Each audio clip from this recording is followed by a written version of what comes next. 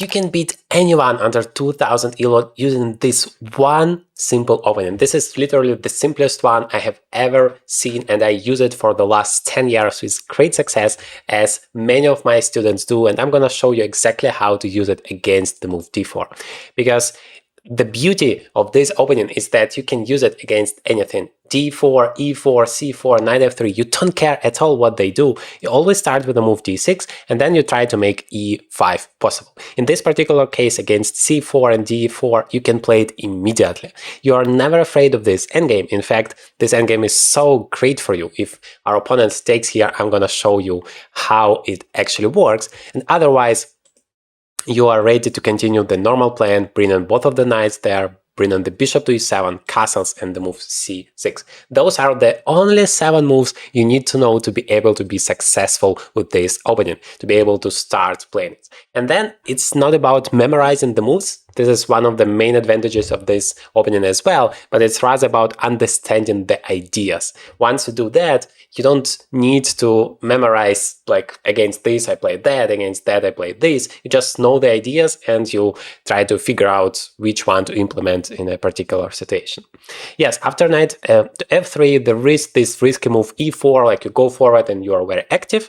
And we can try that as well someday, but I just want to show you the general plan of what normally happens. And that would be if you just play knight d7, knight f6, bishop e7, and castles. Because if they would have started with the move knight f3, then we still are gonna play knight f6, knight to d7, and e5. So that would transpose to the same position, I anticipate, and I want to illustrate how you use this simple opening to beat anyone under 2000. You see that our opponent is exactly the right rating point for me to prove how effective this system is, because if you can beat that guy, then you can beat anyone under 2000. And this is exactly how you do that. You start with those moves. They normally play e4, or they can also go for g3 and bishop g2. Both of those systems are completely normal, but this is the huge advantage of the opening. You really don't care what they do. You still play the same bishop e7, castles, and c6. This move c6 is extremely important. Let's play that, because it limits this knight hugely, and then it prepares some play either here in the center or here on the queen side. Both of those ideas are general plans for you as black in all of these types of positions. Okay. Yes, c6, you see exactly the same 7 moves. Our opponent could have played something completely different and we would still play these 7 moves. This is how simple it is to play it. Of course, the only exception, if they ever take on e5, we take it back. It's not like we're gonna play c6 because that's what I'm saying you should play. Of course, we have to be reasonable. Every time they take on e5, we take it back, and then we basically don't have any problems at all. Instead, our opponent plays d5. Don't really understand why, but of course it's possible. Let's see what we can do against it. I think I want just to take it, because this bishop is going to be not that great after the move d5. It's going to be rather stuck, and that is completely fine for us. If he takes with pieces, however, then, well, also fine. We can bring our knight there, bring the bishop. I don't see any problems for us at all. Let's see what our opponent chooses. The next step of our plan, as I said, somehow to attack on the queen side and also bring this knight to c5. One of the main ideas, especially once he plays d5 or takes on e5, that becomes more and more possible. One thing to remember, before you play knight c5, you have to think about this b4 idea, because obviously your opponent wants to attack, wants to kick you away. So generally this move a5 is very good to make sure that this c5 square is available for a knight, so that's exactly what we are going to do here. Once we play knight c5, this bishop is opened and we will see where it's going to be developed. We can bring it to d7 so that we continue our plan with attacking on the queen side, so this is generally always our idea. If they do stop us with the move a4, then we can also think about attacking on the king side. We're very, very flexible here, which is really nice. And also, I don't really understand so far what is our opponent's idea here. It looks a little bit like a Benoni defense now that he played d5 and we exchanged those pawns, but I feel like it's a much better version of the Benoni defense. They don't even dream about getting such a position, because we are gonna get to c5 without any problems. This bishop is stuck staring at that d5 pawn. I don't see an active plan for the white side. I assume that would be to relocate this knight to c4 as well, just as our knight on c5. It's also great putting some pressure on the d6 pawn. But unlike the Benoni defense, where this bishop is on g7, our bishop is already there to protect our only and main weakness. So that shouldn't be a big problem. This is such a huge advantage, yes, he goes for it, of the fielder defense or this d6 universal defense against anything, that you have so much experience because you played in every single game. So you start making your moves basically instantly, and your opponent, he sees it like 1 out of 100 games, if not even more rare. And then it's so difficult for him or her to figure out what to do, what is the right plan, what to play. And so he wastes time, which is very nice for you, because you can just stay relaxed and you have your time left for the parts of the game that are really important, middle game, end game. And so it makes chess so much easier for you to play. This is literally the easiest opening I have ever seen in my life. And this is how you use it to your advantage. Now I play bishop d7. I just want to play b5 and continue my attack if he allows me. If he doesn't, he has to play a4. But then this b3 pawn would always and always be weak. And one thing I want to point out, you don't want to play bishop f5 or bishop g4 in such a situation, because that would just lose some time. He can play e4 against bishop f5, and against bishop g4, he can just play h3, and again, you need to waste time. You never want to waste time. The bishop is very good here because it allows me to prepare the move b5, and he doesn't even stop me, because he thought probably that, yeah, he's going to create a lot of weaknesses. But this way, this knight on d2 is like really bad. So I think we don't have any problems out of the opening at all, which is really nice when you're playing as black. I'm not sure if we want to play b4, because that would again give this c4 square for the knight. So we have to think what is our plan. I like this idea of knight d2 and f5, but he's going to play knight d4. Let's calculate it. Knight e8, he's going to play knight d4, we are going to take it, and then we are going to play f5 with the tempo. It feels very promising, to be honest.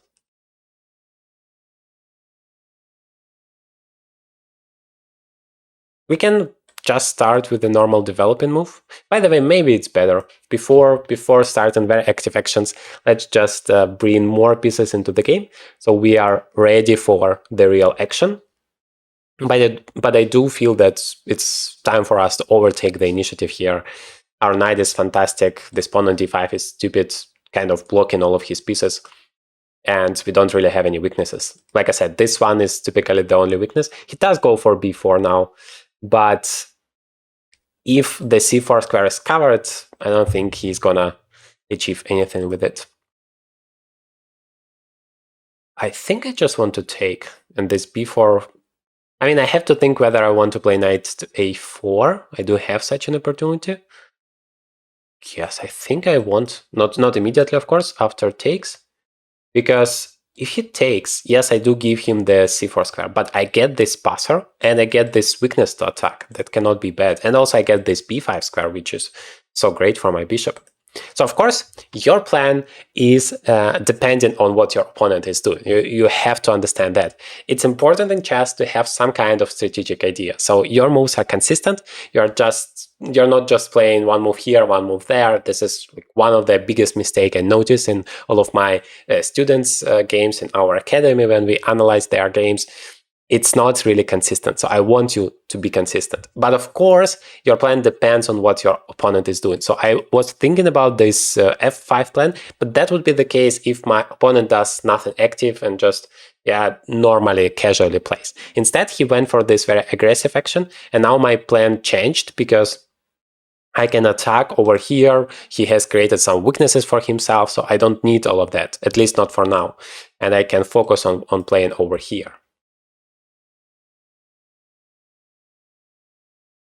Maybe even rook to c8. For example, if he plays bishop c3, then I like the move rook c8 because it stops the knight c4 idea and attacks this bishop at the same time. If he plays bishop a3, well, that bishop feels incredibly...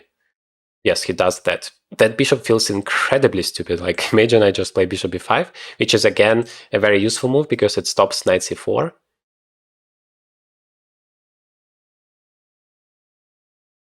Yeah, this bishop is so unfortunate. And also, I kind of stop him from developing his queen because the e2 pawn is hanging. The alternative was rook to c8, also completely normal move. Not sure which one is better. I think it would transpose in most of the cases. I'm not sure which rook, maybe even this rook. Again, in most of the cases, it's gonna transpose. But it feels like, if anything, this rook might be a little bit more useful, like in case he decides to step back with the bishop. And this rook, for now, it seems like we are not going for that f5 plan, so we don't need our rook on f8. Okay, he plays knight e4, at least trying to get some activity, but I think we are about to win this game. We can just take and play bishop to g5, attacking that rook, basically winning the fight for the c-file, because he cannot play e3, that is pinned. But it's not the only move, we can also play queen to a6, attacking that e2 pawn first, and probably he needs to take and play bishop f3 to protect. Then again we play bishop g5. I'm not sure which one is better.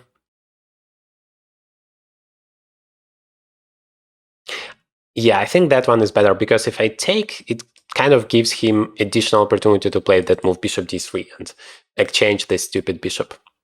Right now my bishop is definitely better than his. But maybe one other thing I have to take into account is that he wants to play knight to c3, improving his knight.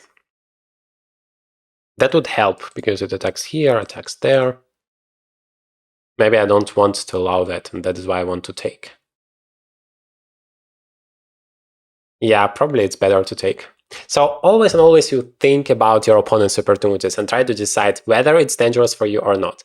Or maybe it's unpleasant. And if it's unpleasant, you try your best trying to stop that. Now I can start with bishop g5, but again, I think he can take once and then play bishop d3.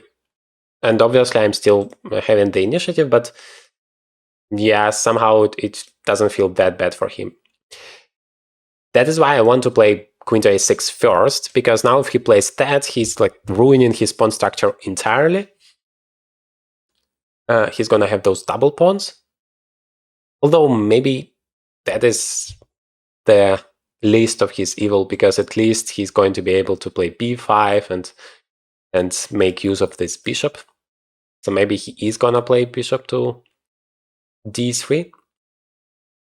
To be honest, I'm not even obliged to take it. I can just continue by playing bishop g5, winning that c-file, and if he takes and then plays queen to d3, that would be all she wrote, because I'm gonna penetrate along the c-file and just destroy him. So I think winning that c-file is essential here. Notice that my strategy is based on improving my position and at the same time creating problems for my opponent. Okay, he does that. I think the idea is that after bishop g5, he's now ready for e3. That is smart, but I can now just take and win the file anyway, because I'm, with the help of the queen on a6, I'm protecting the c8 square, and so rook c8 is possible now. Actually, I could have even taken that pawn. I was a little bit too fast with the rook c8, because it feels so great to like win a file like that. But yeah, bishop e2 was actually very good. Why didn't I take it? He could have played queen c6, but even bishop b5 back. That would be just a pawn. Yeah, that's a little bit unfortunate. So never be too fast with your ideas. Even if it does seem like a very good move, maybe there is even a better one. Okay, one thing that I don't like is my bishop in e7. Maybe I can relocate it all the way here, but still, after he plays e3. Maybe g6 and f5 should be my idea, because if I put my bishop to f6 and then play e4, oh god, that would be a fantastic bishop. And also that creates a loot for my king, which is always very useful. Yeah, let's play that.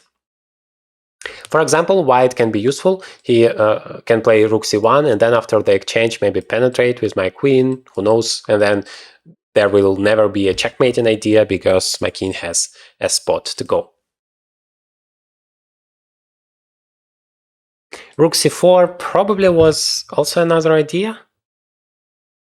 By the way, maybe that was pretty strong because it's attacking this bishop, and if he plays bishop d3, I have rook d4. It does feel strong. But okay, I can never spoil anything with the move g6. I have a huge initiative, and my opponent has a lot of problems to solve. And this bishop on a3, it's really stuck. First of all, it's completely stupid, but if he ever moves it, then this pawn comes to a3. Okay, that is why he plays the move bishop d3. Ah, wait, maybe after rook c4 he did have an opportunity to play bishop d3 anyway and then exchange those bishops, although even that would be great for me. Anyway, I think I have to take, not that I have to, rather I want to take to spoil his pawn structure. Although f5 also deserves some attention.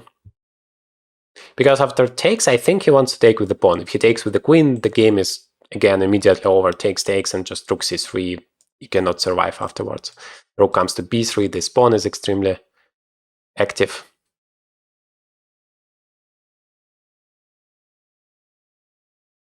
But if he takes with the pawn, then this remaneuvering the bishop all the way to b6 might be very, very interesting.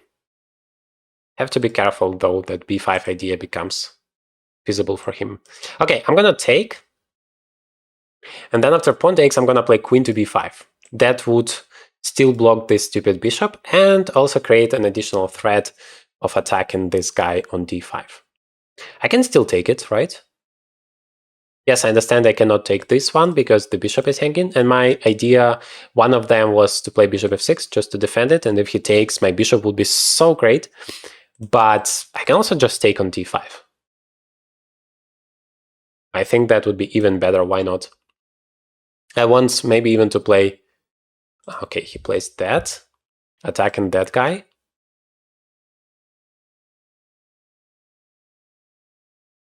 Somehow I feel it should be winning. Obviously, I have to be a little bit careful not to spoil it. Ah, wait, he's not even threatening that much, because after queen a4, I have rook a8. And the bishop behind the queen is hanging. Always and always when your opponent creates a threat, first of all, you ask yourself, what is the threat? Then you think queen takes a4, but then you think, can he really do that? Do I have an answer against it? And if you have a very good answer, then maybe it's not a threat in the first place. Like, yes, in that particular variation, he can play queen d7 and attack my bishop, but I think I can just improve my bishop for now and also solve this problem. So now I'm kind of threatening to take it somehow. And I have protected against that because I'm gonna just play rook a8 and win that bishop. And again, notice that move g6 was extremely useful because in all sorts of variations, my back rank is not an issue. He can take on a5 as well, but then I just take. Well, if I take with the bishop, he at least has the move f4, and then this d6 pawn is going to be winning for white. What I do, I think I have to take because my queen and my bishop are hanging. Then I might take with the pawn. That like secures my extra pawn. But still some problems to solve. It's not a completely winning position yet.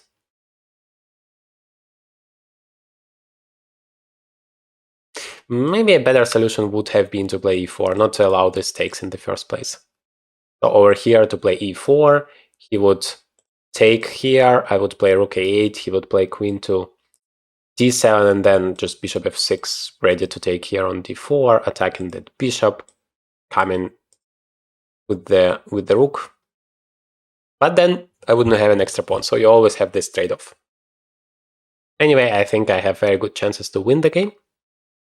And of course, that happens on the basis of that fantastic opening that we had for black, because I didn't need any time to think about my moves. I have a lot of experience, so I understand the ideas very well. And it takes here on f5. My queen is hanging. my bishop is hanging, so I have to take. And now I have to decide. I think that is the safest choice. Just, let's say, I have an extra pawn, and I'm going to convert it. I just need to briefly check if I do have something after f4, something interesting. I cannot play rook c3 because he can just take and then take, and that would be a sad ending to the story. And otherwise, I don't really see any active opportunity. So I'm going to just take a pawn, be on a safer side. Rook d6. I think that is a mistake. It seems like an active move. Ah, maybe he wants to go here. Then maybe it's not a mistake. I mean, I thought the problem is I could have played, and I can play bishop e7, and then this pawn is pinned and the bishop is stuck, but yeah, rook a6 kind of solves that problem. He still is kind of in big trouble.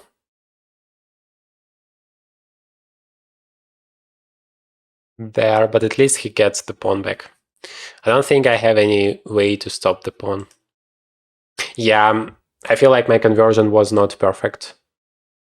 I could have just played e4 and just stop all of those counterplay. But okay, let's play from here. I think he's gonna have a very annoying pin to deal with.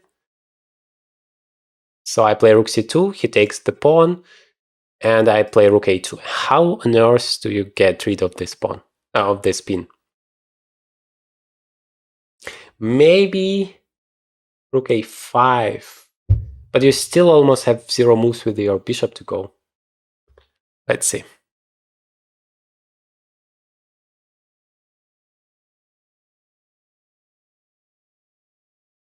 Yes, I place my rook on a2. It has a check, obviously, but that is just one check. King g7. Again, the move g6 was very useful. Like, if I can remaneuver my bishop to d4, the game would be immediately over. But the problem is, it's not that easy to do that.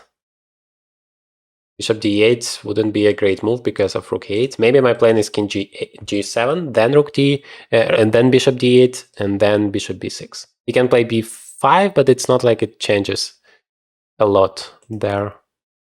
Because otherwise I don't see how I improve my bishop. I don't want to play e4 because that would somehow open up the diagonal. Ah, now I realize my mistake. Maybe I shouldn't have played bishop e7 in the first place. Just king g7 is all the same ideas, but my bishop would be better placed there and my king would be already on g7. Wait, he actually helps me a lot.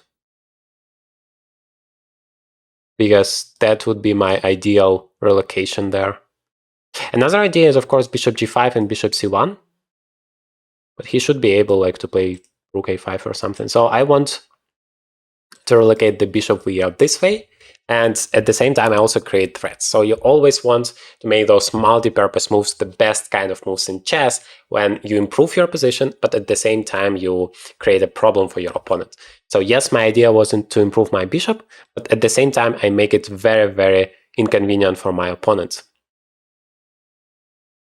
Because bishop f2 would also be a check. Maybe he's thinking about sacrificing the pawn somehow just to get rid of this whole problem, create an idea or something. But this bishop on this diagonal will be very, very good controlling everything I need to control. And also on d4, that would be perfect, protected by that pawn. Yeah, he does go for it. Okay, I think I have to take it first at least. And then think I can get a pawn with a check, why not? But also, what is his idea if I play bishop to c5? That bishop is still pinned. He has a check, but I can just play king g7. First of all, I have no idea what he's thinking about, because king g2 is immediately losing. But still, bishop to c5. Maybe he wants to play b6 and somehow try to promote that pawn, but I can even still take that with the rook. It takes, I take back, and b7, I play bishop d6, I stop it. And otherwise, I'm just winning a bishop. Okay, bishop c5, rook a8, check. King g7. It takes, I mean, that is never enough. I think bishop c5 is just winning. Let's see if I have blundered something.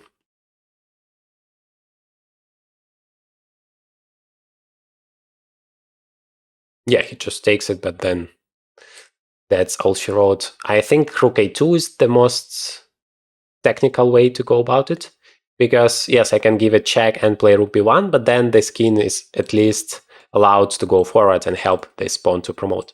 But if I play rook a2, he still cannot play b7 because I'm gonna play rook b2 and stop it just in time, but this king is also cut. You always want to cut your opponent's king.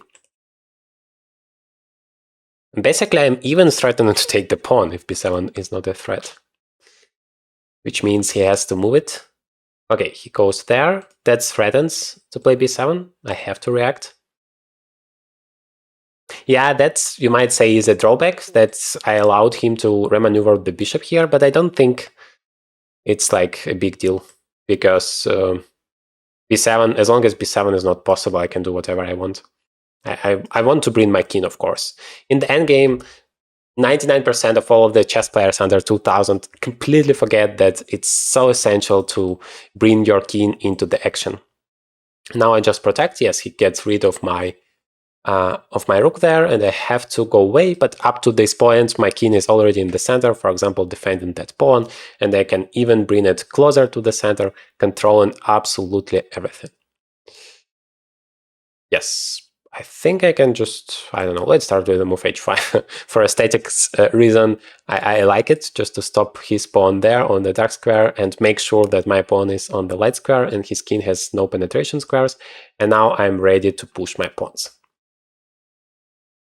This bishop, I mean, at least on c5, it could have helped him with those pawns coming forward. Here, it almost cannot do anything, and he resigns because of that. So I hope you enjoyed it. Here is an entire playlist of all of the videos I have with this Philidor defense, universal defense as black. You're gonna enjoy it so much, so you know everything you need to know to reach 2000 ELO with this simple opening.